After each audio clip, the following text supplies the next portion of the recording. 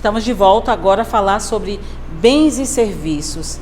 Veja bem, a nova lei trouxe lá no artigo 6º a definição de todos os objetos e de tudo que a gente vai encontrar. O que é obra, o que é serviço, o que é serviço especial, o que é serviço comum. Eu gostaria que vocês, inclusive, esse artigo 6º é muito extenso, então eu gostaria que vocês, não é objeto aqui do nosso termo de referência, mas é importante que a gente saiba a definição desses objetos para que a gente coloque aqui dentro das diretrizes do nosso TR. Então eu trouxe para vocês os mais importantes, mas eu gostaria que depois, com calma, vocês fizessem a leitura desse artigo 6º inteiro, que vocês vão ver a definição de uma forma bem clara e muito bem explicada que a nova lei trouxe em relação à definição de tudo que envolve uma licitação, uma compra pública. Aqui eu trouxe a definição de bens e serviços, né? Que são, lá no artigo 6º tem os incisos mais importantes. O inciso 11º, serviço, atividade ou conjunto de atividades destinadas a obter determinada utilidade intelectual ou material de interesse da administração. Então, serviço de uma forma geral. Aí vem o detalhamento, né? Obra, toda atividade estabelecida por força de lei como privativa das profissões de arquiteto e engenheiro.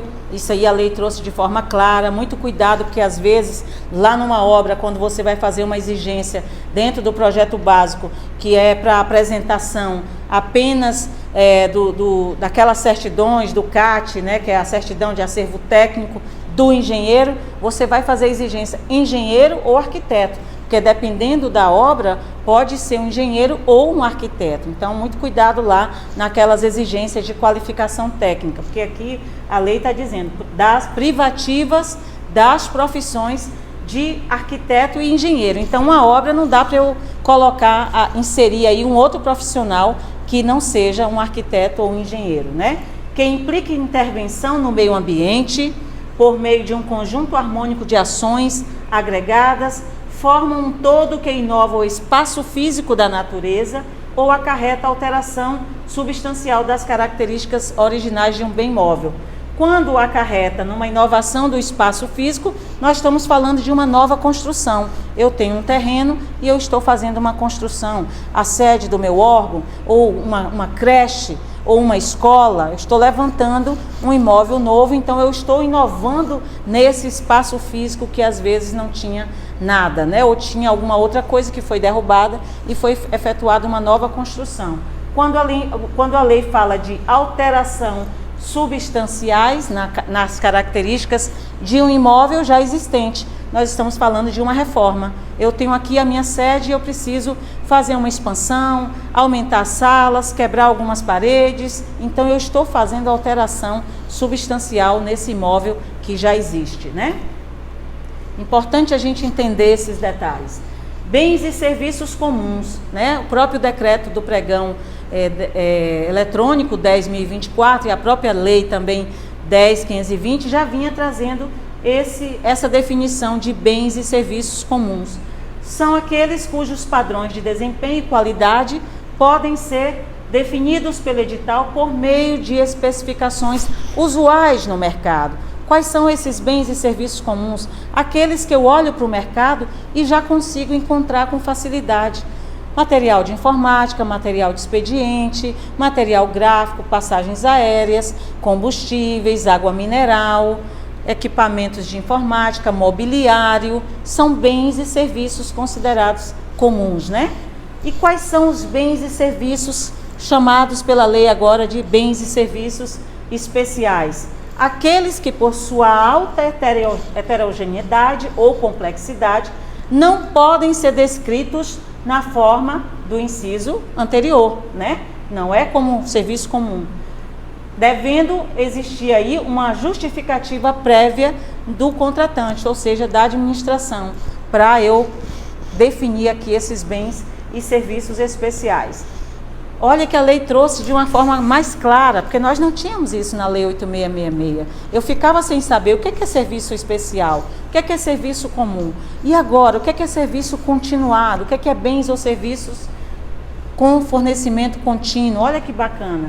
Serviços e fornecimentos contínuos são aqueles contratados e compras realizadas pela administração para a manutenção da atividade administrativa decorrente de necessidades permanentes ou prolongadas. Aquilo que é permanente, que se ausente, é acessório para a administração, e se ausentar pode causar prejuízo às pessoas, pode causar prejuízos à sociedade, pode causar um prejuízo à administração. Então, essa é a definição desse fornecimento contínuo aqui na nova lei. Aí ele ainda traz mais, traz o serviço contínuo com regime de exclusividade de mão de obra, aquela mão de obra exclusiva, de mão de obra com dedicação exclusiva, mão de obra com dedicação exclusiva. O que é serviço que tem a mão de obra com dedicação exclusiva? São aqueles serviços onde os empregados, os colaboradores da contratada, daquela empresa que ganhou aquele serviço terceirizado pela administração, eles estão elaborando suas atividades, estão com as suas atribuições dentro das dependências da administração. São aqueles empregados da contratada efetuando, prestando seus serviços dentro dos nossos prédios. Exemplos: pessoal da limpeza, que está todos os dias nas nossas dependências fazendo a limpeza das nossas unidades administrativas. Vigilante,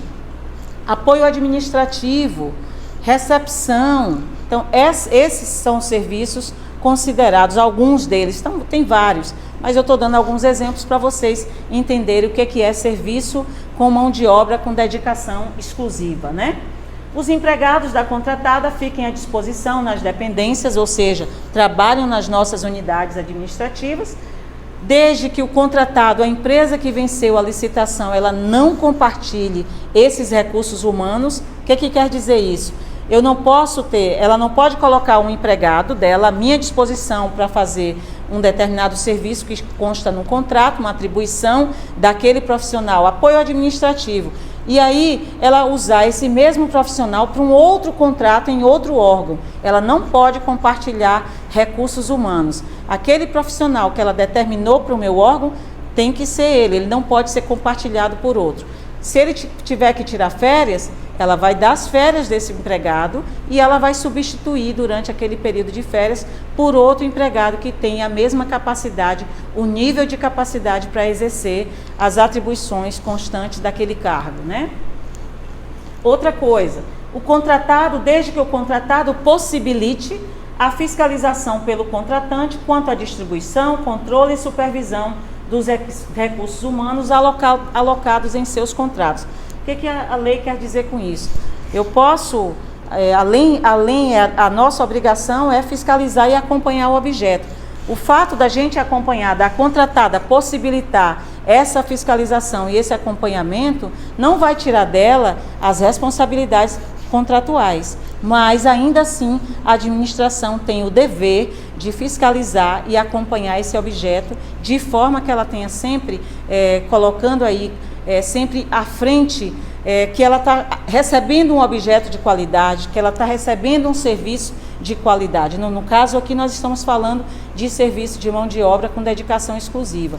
E quando você tem empregados da contratada trabalhando em suas dependências, esse fiscal, gestor e fiscal do contrato, precisa ficar muito atento à execução desse objeto, inclusive quanto às obrigações da empresa contratada em relação às verbas trabalhistas e às verbas rescisórias de seus empregados. É dever dela os encargos previdenciários, é dever dela as verbas trabalhistas, é dever dela as verbas rescisórias quando ela tem que demitir um empregado, é dever dela ter seguir a legislação, mas é nosso dever fiscalizar se ela está cumprindo esse dever que ela tem. Porque se nós não fiscalizarmos, nós podemos ser considerados aí solidários, A gente teria aí uma responsabilidade subsidiária em relação às verbas rescisórias e às verbas trabalhistas. Lá na frente, se esse empregado